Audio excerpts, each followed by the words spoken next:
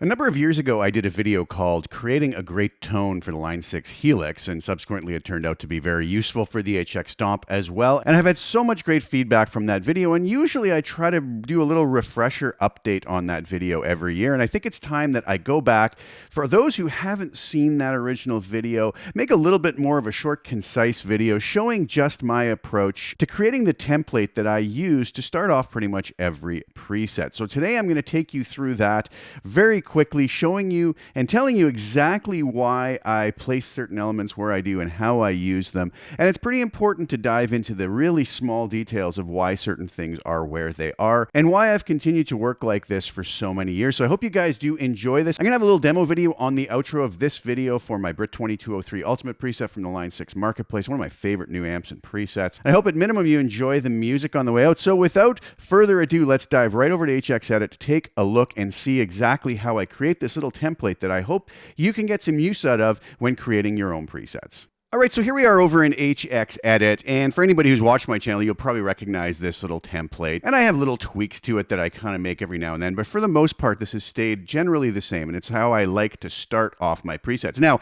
this particular preset we're looking at obviously has an amp and a cab in it. Preset you're going to get when you download from my website, and the link is below if you want to just grab this little template, is not going to have an amp and a cab. You're going to have to insert that yourself, and the reason is because I can't decide what amp and cab you want to use, and that's going to be a very large determining factor in how the tone is going to sound. But I do find that regardless of what amp and cab you choose, I do like to have this little section over here, and I'm going to take you through this a step at a time, starting at the end of the chain and working our way back towards the amp and the cab, and then I'll give you a little bit of an insight into how I start off by dialing things in. So starting off at the end, we have the LA Studio Comp. Now this is a block that I've taken quite a bit of heat on over the years for putting at the end, and I don't really understand why. A lot of folks will say things like, why are you putting it after the time-based effects like reverb and delay? And I always give the same answer, but a lot of folks don't seem to really want to really clue into what I'm saying with this. I'm using the LA Studio Comp in an extremely subtle way, much like it would be used in the studio, just like in the name LA Studio Comp. This is a model of an LA2A compressor that is basically a studio compressor. It's a tube compressor. It's going to add a subtle sweetening to the sound.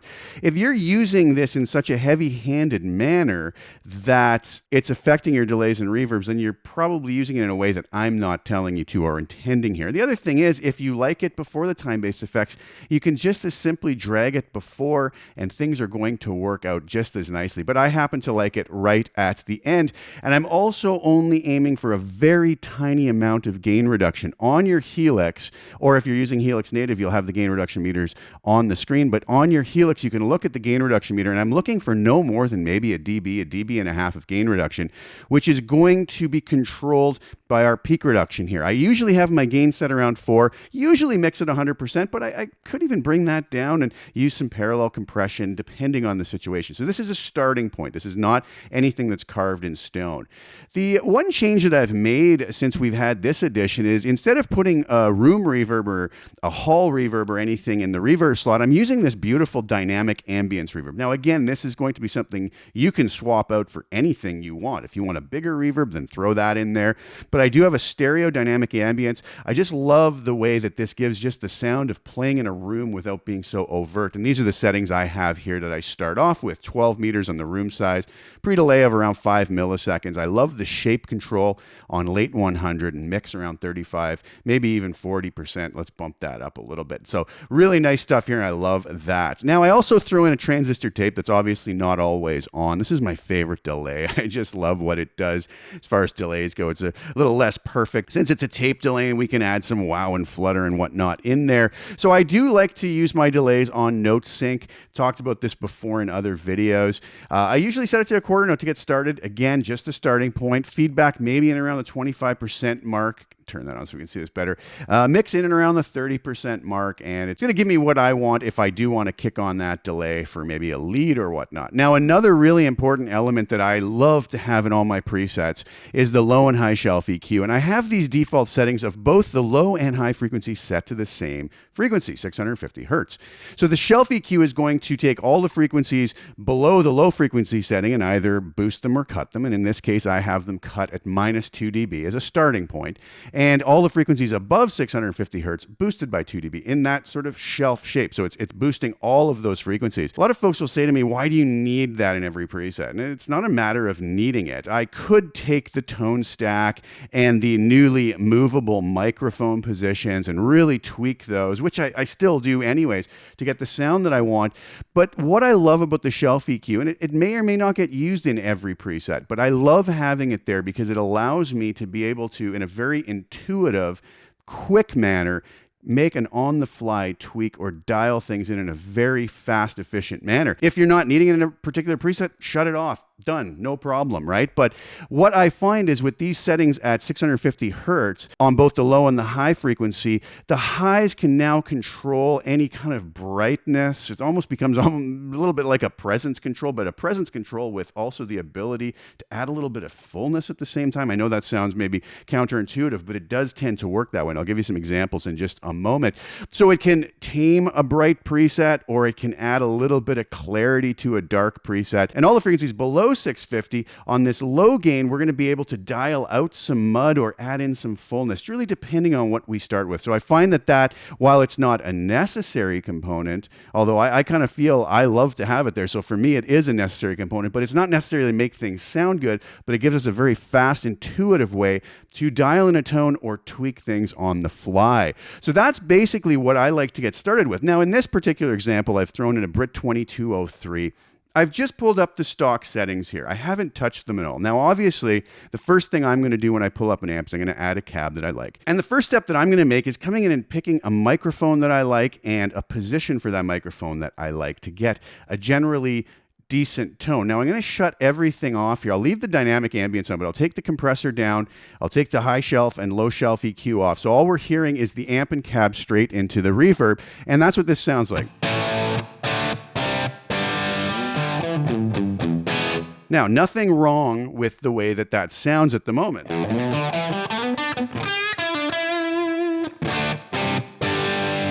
But if I was to want to use this as my main toner in the studio, I'd probably want to mess around with things a little bit. So first things first, a lot of folks know I love the ribbon mics. So the 121 ribbon, the 160 ribbon, let's go with that for now. I like to start off on the cap edge. You can play with the angle.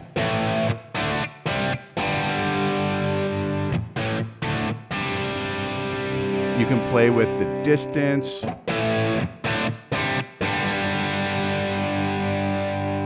Let's maybe start off around there. A lot of folks will notice that got a little bit darker sounding. That's what I'm after, actually, believe it or not. I love what ribbon mics bring to the table as far as not having those abrasive highs, but they also take EQ nicely. And you see companies like Royer, who famous ribbon microphone manufacturer, they'll even talk about this. Ribbon mics take EQ beautifully. So let's get that placed in a position that's going to give us close to what we want. Could even move that over to the center.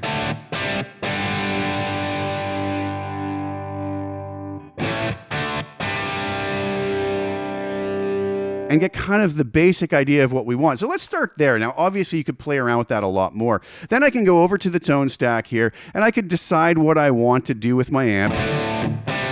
Now, you might find that a little dark. So let's start off by doing this. Let's bring in a little more treble and presence here.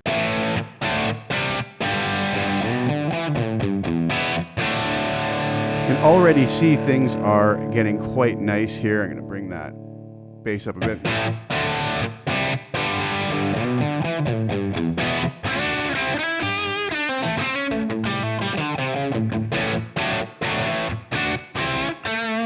Really liking that. Let's just leave it there for now. Now, obviously, I could tweak this more. I could tweak the cab more. But let's now come to the end of the chain. I'm going to turn this compressor on. Now, I'm going to look down at my Helix, which is at my feet here on the floor. And as I play, I'm going to take a look at that gain reduction meter.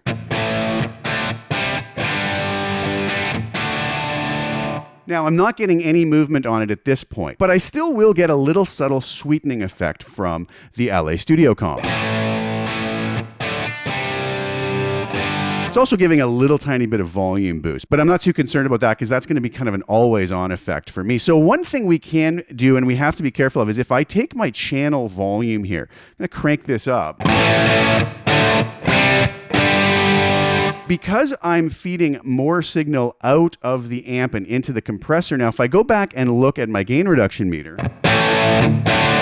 now I'm getting too much compression. So we do have to keep in mind that anything we change about the signal going into the compressor, the level, is going to add or subtract the amount of gain reduction we get. So I'm just going to bring this back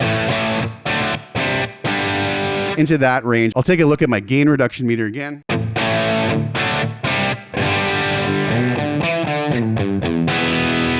Not really getting much there. So now I'm going to come in and I'm going to bring my peak reduction up. Well, let's go to 6 and see what that does. You can hear it kind of squash things a bit. Let's bring it to 5.5.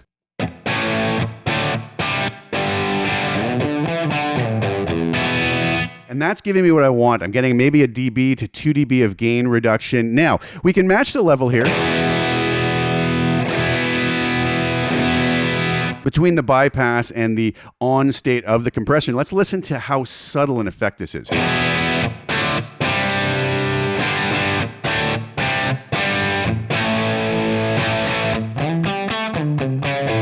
I really like the feel under the fingers after I turn it on. It's going to be a very subtle thing. If you're using this in a more overt manner than that, then that's not really what I'm telling you to do. That's not how I'm intending it to be used. So this here is a very nice, subtle, squishy glue effect it has on the sound is how I would describe that. And it's really not messing around with my reverb at all.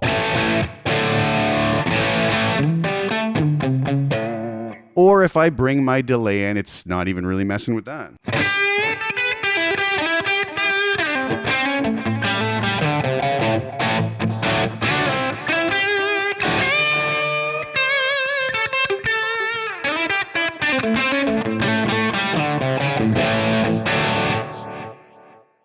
Right, if I turn that off.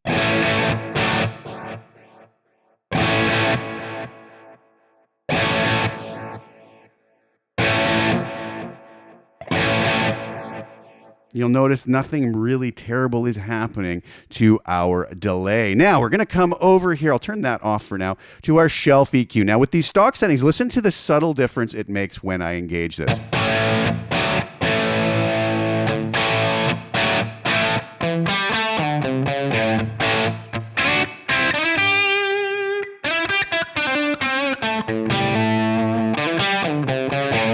Now, it just gives a really nice, subtle polish to the sound. Now, some folks might say, well, I thinned it out a bit too much, and maybe it did for your taste. This is all going to be very subjective. I could take this and maybe add a dB back in on the low gain. Or go even more subtle here. We're really trying to be very subtle. We're not trying to hit anything with a sledgehammer.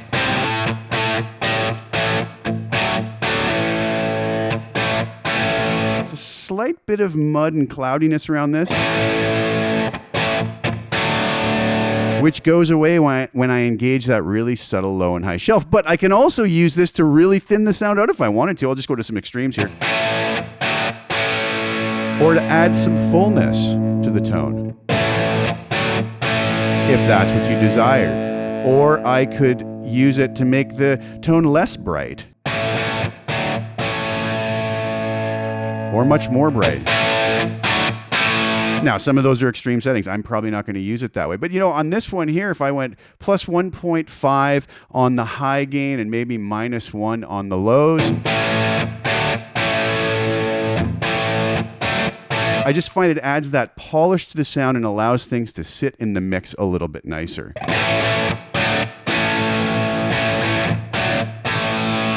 Add that in, add a little delay.